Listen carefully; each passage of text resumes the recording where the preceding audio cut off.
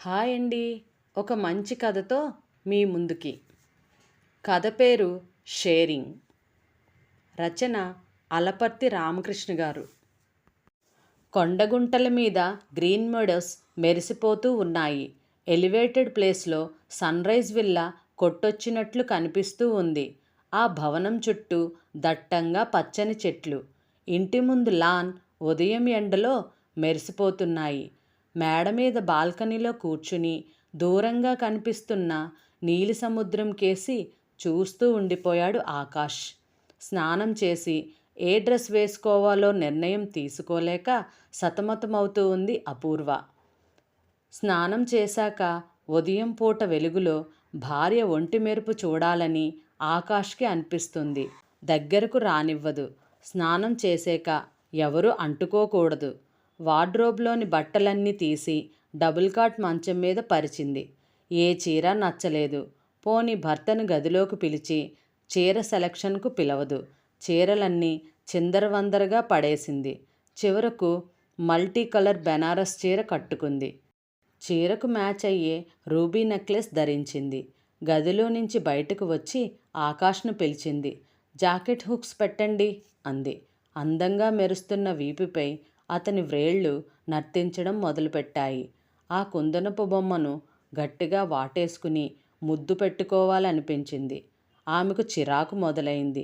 తొందరగా కానివ్వండి, అవతల టైం అవుతుంది అందామె. ఆమె స్నేహితురాలు సినిమా స్టార్. జ్యువెలరీ మార్ట్ ఓపెనింగ్కు వెళ్తూ ఉంది. తోడుగా అపూర్వను రమ్మని ఫోన్లో చెప్పింది. అదే ఆమె హడావిడి. వంట మనిషి గదిలోకి వచ్చి, మీ చెల్లెలు అనన్య గారు వచ్చారమ్మా అని చెప్పింది. What a surprise! అనన్య వచ్చిందట. హాల్లోకి వెళ్ళి ఆమెను రిసీవ్ చేసుకుని కాఫీ టిఫిన్ ఏర్పాట్లు చూడండి. 5 నిమిషాల్లో నేను రెడీ అయి వస్తాను. మా చెల్లెల్ని పలకరించి ఫంక్షన్కి వెళ్తాను అంది అపూర్వ. మేడ మీద గదిలో నుంచి హాల్లోకి వచ్చాడు ఆకాష్. బావగారు బాగున్నారా? చిక్కిపోయినట్లు కనిపిస్తున్నారు. మా అక్క మిమ్మల్ని పట్టించుకున్నట్లు లేదు అంది అనన్య.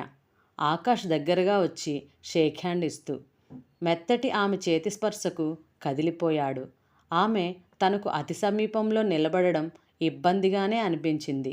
అతని చెయ్యి వదలకుండానే మాట్లాడుతూనే ఉంది. వారం రోజులు మీ ఇంట్లోనే ఉంటాను. నేను కొంచెం స్పీడ్ ఎలా భరిస్తారో అంది అతని చేతిని నొక్కుతూ. వంట మనిషి కాఫీ తెచ్చిచ్చింది. అక్క ఏం చేస్తుంది మేడ మీద? మీ అక్కకు తీరిక ఉండదు. కలెక్టర్ గారి భార్య, జిల్లా జడ్జి గారి భార్య, పాపులర్ సినిమా స్టార్ స్వప్నిక ఆమె స్నేహితురాళ్ళు. సాఫ్ట్వేర్ కంపెనీకి సిఈఓ, మహిళా మండలికి కార్యదర్శి, కల్చరల్ అసోసియేషన్కు chief patron. Cinema star Swapnika jewellery mart ప్రారంభోత్సవానికి వెళ్తున్నారట. తోడు మీ అక్కను కూడా రమ్మంది. గంట సేపటి నుంచి ముస్తాబవుతూనే ఉంది అన్నాడు ఆకాష్. అక్కను పలకరించాలి అనుకుంటూ మెట్లు ఎక్కి మేడ మీద గదిలోకి వెళ్ళింది అనన్య. డ్రెస్సింగ్ టేబుల్ దగ్గర కూర్చుని పెదాలకు లిప్స్టిక్ టచ్అప్ ఇస్తున్న అపూర్వను వెనుకగా వెళ్ళి వాటేసుకుంది అనన్య. డ్రెస్, మేకప్ చెదిరిపోతుందే, మీద పడుకు. నీకు ఇంకా చిన్నపిల్లల లక్షణాలు పోలేదు అంది అపూర్వ చెల్లెలు బుగ్గలు సుతారంగా నిమిరి. మీ ఇల్లు ఇంద్రభవనంలా ఉందే. ఒక్కరోజు మీ ఇంట్లో ఉంటే చాలు, జన్మ తరించిపోతుంది.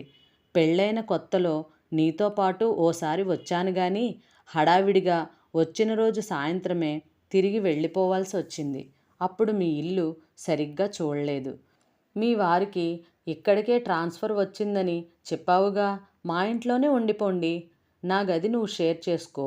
వార్డ్రోబ్లో కొత్త బట్టలు ఉన్నాయి, నీకు నచ్చినవి వేసుకో. ఆ అల్మరాలో నగలు ఉన్నాయి, నీకు ఏది నచ్చితే అది తీసుకో. పెళ్ళి కాకముందు మన ఇంట్లో బట్టలు, నగలు ఎలా షేర్ చేసుకునే వాళ్ళమో ఇప్పుడు కూడా షేర్ చేసుకుందాం. నీ సొంత ఇల్లు అనుకో అంది అపూర్వ. అది సరే గాని నీకు పెళ్ళై 3 ఏళ్ళు అవుతుంది. ఇంకా పిల్లా పీచు కలగలేదని అమ్మ ఆదుర్తా పడుతుందే. విషయం ఏమిటో కనుక్కోమని నన్ను పంపింది అంది అనన్య అక్క భుజం నిమురుతూ. వచ్చి రావడంతోనే పిల్లల గొడవ మొదలెట్టావా? హెర్టిక్ లైఫ్ నాది. క్షణం తీరిక ఉండదు. పిల్లలకేం తొందరలే. చెల్లెలి మాటల్ని తేలిగ్గా కొట్టిపారేసింది. అపూర్వకు నిజంగానే అసలు తీరిక దొరకడం లేదు. ఎప్పుడు ఆఫీస్ పనితో సతమతం అవ్వడం, లేడీస్ క్లబ్ వ్యవహారాలు చూడడం, స్నేహితురాళ్లతో తిరగడం, భర్తతో ప్రేమగా ఓ 5 నిమిషాలు మాట్లాడడానికి కూడా తీరిక ఉండట్లేదు. ఇద్దరిది ఒకే వయస్సు. వాళ్ళమ్మ అపూర్వను ప్రసవించాక మళ్ళీ నొప్పులు వచ్చాయి. మరుసటి రోజు మరో ఆడబిడ్డను ప్రసవించింది. అపూర్వ పసిడి రంగులో మెరిసిపోతే అనన్యకు చామనఛాయ రంగొచ్చింది. అపూర్వను గారాబంగా చూసేవాళ్ళు. చెల్లెలు ఈర్ష్యపడేది కాదు. తినడానికి తనకు పెట్టినవి కూడా అక్కకే ఇచ్చేది. ఇంటర్లో ఇద్దరికీ సమానంగా మార్కులు వచ్చాయి. ఇద్దరినీ ఇంజనీరింగ్ చదివించలేనని తండ్రి తెగేసి చెప్తే అక్కనే ఇంజనీరింగ్ చదివించమని చెప్పి తను డిగ్రీలో చేరింది.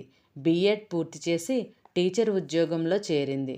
అక్క పెళ్లి చేసుకోనని చెప్తే అనన్యకు పెళ్లి సంబంధం మాట్లాడారు. ఆకాష్ పెళ్లి చూపులకు వచ్చాడు. మీ అక్కను పెళ్లి చేసుకుంటే నీకేమన్నా అభ్యంతరమా అడిగాడతను.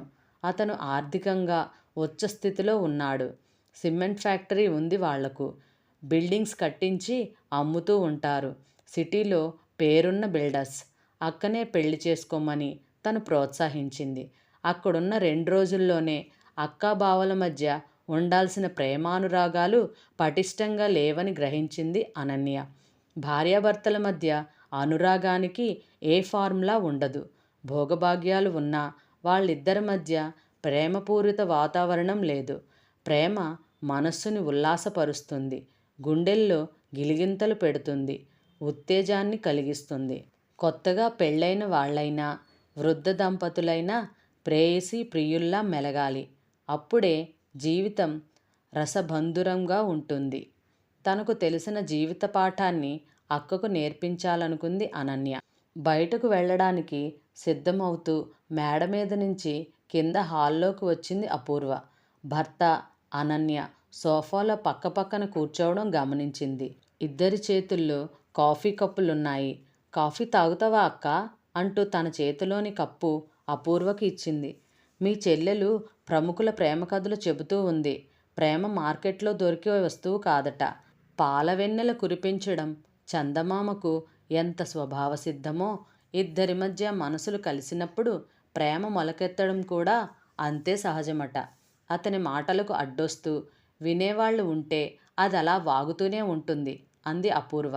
తన చేతిలోని కాఫీ కప్పు అనన్యకు ఇవ్వబోయాడు ఆకాష్. సగం తాగి కప్పు నాకివ్వు, మనిద్దరం 50-50 షేర్ చేసుకుందాం అంది అనన్య అతని మీదకు ఒరిగిపోతూ. అతను 2-3 గుక్కలు తాగి కప్పు ఆమెకిచ్చాడు. నేను వచ్చినప్పటి నుంచి బావలో కొత్త ఉత్సాహం తొంగి చూస్తూ ఉంది కదూ. His face is glittering. అవును కదక్కా అపూర్వ వైపు చూస్తూ అంది.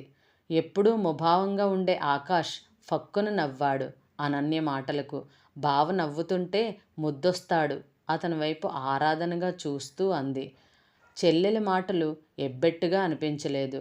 చెల్లెలు ఎప్పుడు సరదాగా చిలిపిగా మాట్లాడుతుంది అనుకుంది అపూర్వ మనసులో. బోర్డ్ ఆఫ్ డైరెక్టర్స్ మీటింగ్ ఉంది, నేను వెళ్ళాలి అంది అపూర్వ కారు దగ్గరకు వెళ్తూ. సాయంత్రం 5ంటికి ఆఫీసు నుంచి తిరిగి వచ్చింది. ఎప్పుడు అంత తొందరగా ఇంటికి రాదు అపూర్వ. సన్నజాజి తీగ దట్టంగా మేడకు ఓవైపు అల్లుకుపోయింది. స్టూల్ మీద నిలబడి మొగ్గలు తెంపి స్టీల్ గిన్నెలో వేసుకుంటూ ఉంది అనన్య. చాలా మొగ్గలు కోసుకున్నావు, సరిపోవా? సరిగ్గా స్టూల్ మీద నిలబడి పూలు కోసుకో, కింద పడి కాలు వెరుగ్గట్టుకునేలా ఉన్నావు అన్నాడు ఆకాష్ ఆమెకు దగ్గరలో నిలబడి. పూలన్నీ నా ఒక్కదానికే కాదు, మా అక్కకు షేర్ ఇవ్వాలి కదా అంది అనన్య. నాకు లేదా వాటా? దండగుచ్చాక నాకు కూడా ఓ 3 దండ ఇవ్వు అన్నాడతను. ఏం చేసుకుంటావు? చేతికి చుట్టుకుని వాసన చూస్తాను. అక్కకు ఇస్తాను కదా. ఆమె తల్లో తురుముకున్నాక అక్కను వాటేసుకుని తల్లో పూలు వాసన చూడు అంది నవ్వుతూ. నవ్వు ఆపుకొని మెలికలు తిరుగుతూ స్టూలు మించి కింద పడబోయింది. ఆమె పడకుండా అడ్డొచ్చి నడుం చుట్టూ చెయ్యి వేసి పట్టుకున్నాడతను. అతన్ని పొదవి పట్టుకుంది. ఆ దృశ్యం అపూర్వ కళ్ళల్లో పడింది. తనెప్పుడు సన్నజాజులు కోసుకునే ప్రయత్నమే చేయలేదు. ఎంత మనోహరంగా ఉంది ఆ దృశ్యం. ఆకాష్ తనని పొదవి పట్టుకున్నట్లుగా అనుభూతి చెందింది. పూల పరిమళం, వెన్నెల దొర ఆలింగనం చేసుకున్నట్లుగా ఉంది. ఇటువంటి చిన్న చిన్న అనుభూతులకు తనెందుకు దూరం అవుతూ ఉంది? చెల్లెల మీద కోపం రాలేదు, ఈర్ష్య కలగలేదు. ఫస్ట్ షో సినిమాకు వెళ్లారు వాళ్ళు ముగ్గురు. ఆకాష్, అపూర్వ మధ్య కావాలనే కూర్చుంది అనన్య. సినిమా చూస్తున్నంతసేపు ఆకాష్ భుజం మీద తల వాల్చేసి నిద్ర వస్తున్నట్లు నటించింది అనన్య. అలసిపోయినట్లు కనిపించిన చెల్లెలి వైపు జాలిగా చూసింది అపూర్వ. ఏవేవో ఆలోచనలు ఆమెను చుట్టుముట్టాయి. ఇద్దరూ కవలపిల్లలు. ఒకరోజు వ్యవధిలో తన తర్వాత చెల్లెలు పుట్టింది. చిన్నప్పటి నుంచి తను బద్ధకస్తురాలు. ఇంట్లో ఏ పని అందుకునేది కాదు. అమ్మకు శ్రమ తగ్గించడానికి అనన్యే బట్టలు ఉతికేది, ఇల్లు ఊడ్చేది, తన హోంవర్క్ కూడా అదే చేసేది అని నాన్న కోప్పడేవాడు. నీ బట్టలు నువ్వు ఉతుక్కోలేవా? నీ పనులన్నీ చెల్లెలు చెయ్యాలా?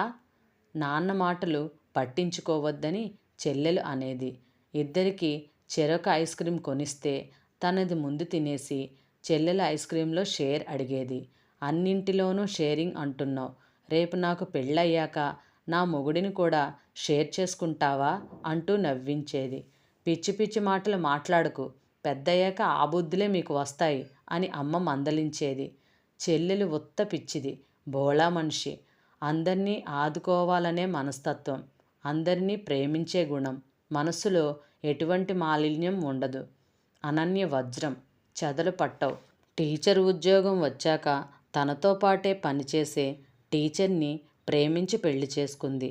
ఆర్థికంగా ఏమన్నా ఇబ్బందులు పడుతూ ఉందేమో, భర్త సరిగ్గా చూసుకుంటున్నాడో లేదో. బావా, ఐ లవ్ యూ. ఉలిక్కిపడి పక్కకు తిరిగి చెల్లెలి వైపు చూసింది. అనన్య అందా ఆ మాటలు, లేక సినిమాలో హీరోయిన్ అందా? వంట మనిషి మాటలు గుర్తుకు వచ్చాయి.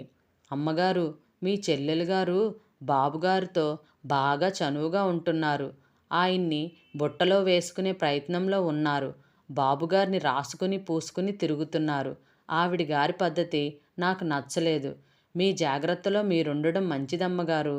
నోరు మూసుకుని నీ పని నువ్వు చూసుకో. నా చెల్లెలు అటువంటిది కాదు అనేసి వంటామె నోరు కట్టేసింది. ఏదైనా తన జాగ్రత్తలో తనుండడం మంచిది. ఆకాష్ తనవాడు, ఒక్క క్షణం విడిచిపెట్టి ఉండకూడదు. చెల్లెలు ఆకాష్ సరదాగా కబుర్లు చెప్పుకుంటున్నట్లు తను భర్తతో సరదాగా మాట్లాడాలి, అనురాగాన్ని పంచుకోవాలి. సినిమా నచ్చలేదు, వెళ్ళిపోదాం అంది అపూర్వ. మాకు బాగానే ఉంది, నువ్వు కారు తీసుకుని ఇంటికి వెళ్ళు. మేం సినిమా పూర్తిగా చూసిన తర్వాత ఆటోలో వస్తాం అన్నాడు ఆకాష్. అపూర్వ అక్కడి నుంచి కదల్లేదు. సినిమా నచ్చకపోయినా. నా ఎదురుగా బాగా ఎత్తుగా ఉన్నాయన కూర్చున్నాడు. తల అడ్డంగా ఉంది. నువ్వు వచ్చిటు కూర్చో, నేను ఆకాష్ పక్కన కూర్చుంటా అంది అపూర్వ మధ్యన కూర్చున్న అనన్యతో. నీ కుర్చీలో అనన్య కూర్చున్నా సినిమా ఏం కనిపిస్తుంది? నువ్వు వచ్చి నా ప్లేస్లో కూర్చో, నేను నీ కుర్చీలో కూర్చుంటాను అన్నాడు ఆకాష్ లేచి నిలబడి. అనన్య మాత్రం ఇద్దరి మధ్య కూర్చుని బావవైపు ఒదిగి సినిమా సన్నివేశాలపై రన్నింగ్ కామెంటరీ చేస్తూనే ఉంది. కలెక్టర్ గారి కూతురి పెళ్ళి. హడావిడిగా పెళ్లి మండపం దగ్గర అటూ ఇటూ తిరుగుతూ ఉన్న అపూర్వ మనసు ఇంటి దగ్గరే ఉంది. వాళ్ళిద్దరూ ఇంటి దగ్గర ఏం చేస్తున్నారో. పెళ్ళికి తనతో పాటే అనన్యని తీసుకురావాలని ప్రయత్నించిన బావగారి దగ్గర చిత్రలేఖనం నేర్చుకుంటానని ఇంట్లోనే ఉండిపోయింది. కారులో ఇంటికి తిరిగి వచ్చేసరికి రాత్రి 11 అయింది. వంట మనిషి మెయిన్ డోర్ గడియ తీసి ఎదురుగా నిలబడింది. వంట మనిషి బంధువులెవరూ లేరు. రాత్రిళ్ళు కూడా ఆ ఇంట్లోనే ఉండిపోతుంది. మా చెల్లెలు ఏం చేస్తుంది అడిగింది. మీ పడక గదిలో పడుకున్నారమ్మా సమాధానమిచ్చింది వంట మనిషి. ఒళ్ళు మండిపోయింది అపూర్వకు. తోక తొక్కిన పాములా కస్సుమంది. నా బెడ్రూమ్లో ఎందుకు పడుకోనిచ్చావు? వంట మనిషి మీద ఎగిరింది. విసవిసా నడుస్తూ తన పడక గది దగ్గరకు వచ్చింది. తలుపులు వేసి ఉన్నాయి. అనన్య నవ్వులు వినిపించాయి. కిటికీ తలుపు కొద్దిగా తెరిచి ఉంది. లోపల ఏం జరుగుతుందో తెలుసుకోవాలన్న ఉత్సుకత అధికమయ్యింది. కిటికీలో నుంచి తొంగి చూసింది. బెడ్లైట్ వెలుగులో ఒంటిమీద బట్టలు లేకుండా అనన్య కనిపించింది. గుండెల్లో అగ్నిపర్వతం బ్రద్దలైనట్లయింది. తలుపులు దబదబా బాదింది. 2 నిమిషాలయ్యాక ఒంటిమీద బట్టలు సర్దుకుంటూ అనన్య తలుపు తీసింది. ఒంటికి చీర చుట్టుకున్నట్లుంది గాని కట్టుకున్నట్లు లేదు. సిగ్గుపడుతూ చిరునవ్వులు చిందిస్తూ అక్క కళ్ళలోకి చూసింది అనన్య. ఏ స్త్రీ అయినా బట్టలు, నగలు చెల్లెలతో షేర్ చేసుకోవడానికి ఒప్పుకుంటుంది గాని తన భర్త మరో స్త్రీని పంచుకోవడానికి ఇష్టపడదు. నువ్వింత ద్రోహం చేస్తావని కల్లో కూడా అనుకోలేదు అంది అపూర్వ ఆవేశంతో ఊగిపోతూ. కోపంలో ముద్దొస్తున్నావక్క అంటూ అక్కను ప్రేమగా హత్తుకుంది అనన్య. నాతో మాట్లాడకు అంది కోపంతో అనన్యని నెట్టివేసే ప్రయత్నం చేస్తూ. పడక గదిలో ఎవరున్నారో చూడక్క లోపలికి అడుగు వేసింది అపూర్వ. షర్ట్ వేసుకుని జారిపోతున్న లుంగీని సర్దుకుంటూ అనన్య భర్త అనురాగ్ ఎదురొచ్చాడు. సిగ్గుతో బిక్క చచ్చిపోయింది అపూర్వ. మీరెప్పుడు వచ్చారు అడిగింది. సాయంత్రం 6ంటికి. మీరు పెళ్ళికి వెళ్ళారని మీ చెల్లెలు చెప్పింది అన్నాడు అనురాగ్.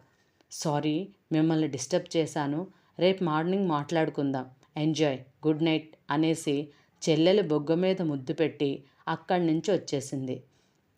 భర్త కోసం వెతికింది అపూర్వ. బాల్కనీలో రైలింగుకు ఆనుకుని నిలబడి వెండి వెన్నెలకేసి చూస్తూ నిలబడ్డ ఆకాష్ కనిపించాడు. పరుగున వెళ్ళి అతని కౌగిలిలో ఒరిగిపోయింది. మీ చెల్లెల్ని అపార్థం చేసుకోకు. నీ మనసు నాపై తిప్పాలనే నాతో క్లోజ్గా మూవ్ అవుతున్నట్లు నటించింది. కన్న కూతురుతో మాట్లాడుతూ ఉంటే ఎలా ఉంటుందో మీ చెల్లెలతో మాట్లాడుతుంటే అలాగే ఉంటుంది. ఇంకేం చెప్పకండి, నాకు అన్నీ అర్థమయ్యాయి. యవ్వనం మూన్నాళ్ళ ముచ్చటే. గిన్నెలో జీవన మధువు ఎండిపోకముందే జుర్రుకోవాలి.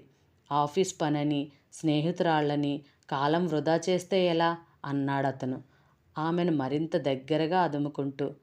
వలపు జల్లులో తడిసిపోయారిద్దరు.